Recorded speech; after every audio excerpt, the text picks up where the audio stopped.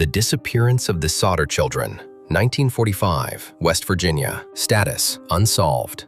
9 children went to bed on Christmas Eve. By morning, 5 were gone. Not buried, not identified, not confirmed dead, just gone. This is Unsolved Web, and tonight we're diving into one of the strangest disappearances in American history, the case of the Sodder children. A fire that burned too fast, fragments that didn't add up, a phone line that was cut, a ladder that vanished, and sightings that stretched all the way to Italy.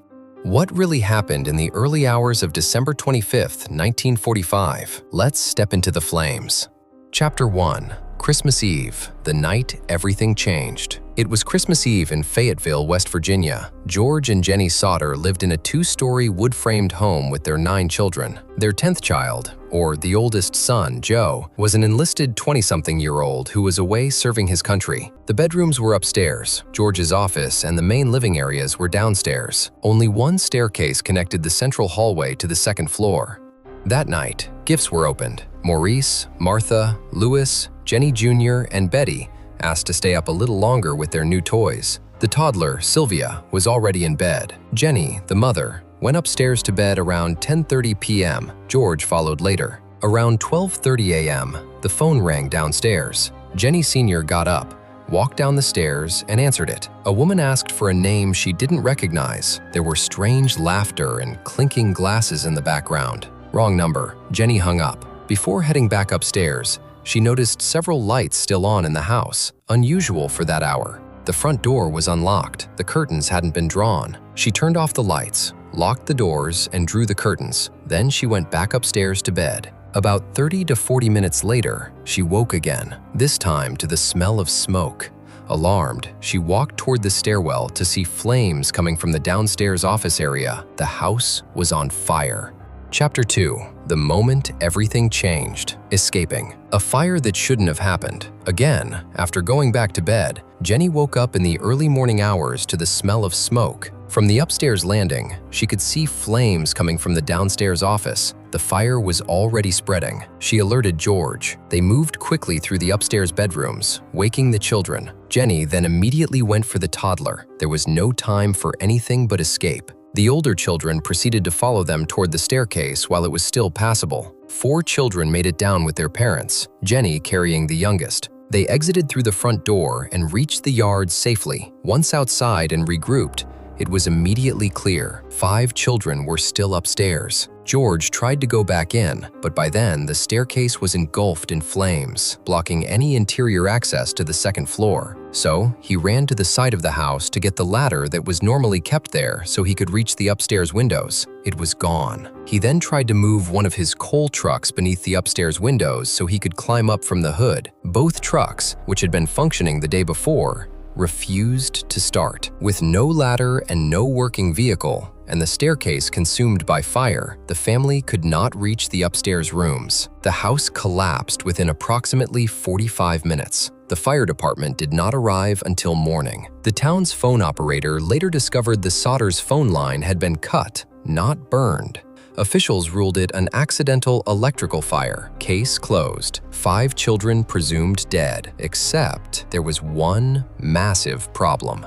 Chapter 3. Where were the bones? In the aftermath, authorities claimed small bone fragments were found in the ashes, but the quantity was minimal. Experts later stated that a typical house fire, burning for less than an hour, does not reach temperatures sufficient to completely cremate 5 human bodies. Even modern crematoriums operating at nearly 1800 degrees Fahrenheit leave bone fragments behind. Yet no complete skeletal remains were ever documented. No identifiable skull fragments, no intact teeth, no structural remains consistent with 5 children. Years later, some investigators suggested certain recovered fragments may not have been human at all. What is certain is this: the physical evidence recovered was insufficient to conclusively account for 5 bodies, and that absence became the center of the mystery. Chapter 4. The Warnings. Before the fire, George Sodder had received threats. An Italian immigrant himself, George was openly critical of Benito Mussolini, a stance that reportedly angered some within the local Italian community. Weeks before Christmas, a man allegedly told him, "Your house is going up in smoke, and your children are going to be destroyed." Another man, attempting to sell George fire insurance, became hostile when refused. After the fire, George pushed back against the official ruling. He questioned the electrical explanation. He questioned the missing ladder. He questioned the cut phone line. He was told to let it go. Authorities maintained it was accidental. The case remained closed. Chapter 5. The Photo from Nowhere. The Sodders refused to accept it. They erected a large billboard along Route 16, displaying the faces of the 5 missing children and offering a reward. It remained there for decades. Then, in 1967, a letter arrived. Inside was a photograph of a young man in his 20s. On the back, Louis Sodder. I love brother Frankie. Ill boys. A90132. Or 35. The man bore a resemblance to Louis, the oldest of the missing 5. The postmark was from Kentucky. Private investigators were hired. Tips surfaced. Sightings were reported in Florida. Some claimed the children had been seen with adults speaking Italian. One lead pointed towards Sicily. None were ever confirmed. No definitive proof of death. No definitive proof of survival. Only possibilities. Chapter 6. What doesn't add up. Let's recap. A phone line cut, a staircase engulfed too quickly, a missing ladder, 2 trucks that failed simultaneously, insufficient remains, prior threats, a strange phone call minutes before the fire, and a photograph decades later. If the children died, where is the physical evidence consistent with 5 full bodies? If they survived, how did they leave a burning house undetected? Was it revenge, political retaliation, an abduction during chaos, or simply a tragic accident complicated by coincidence?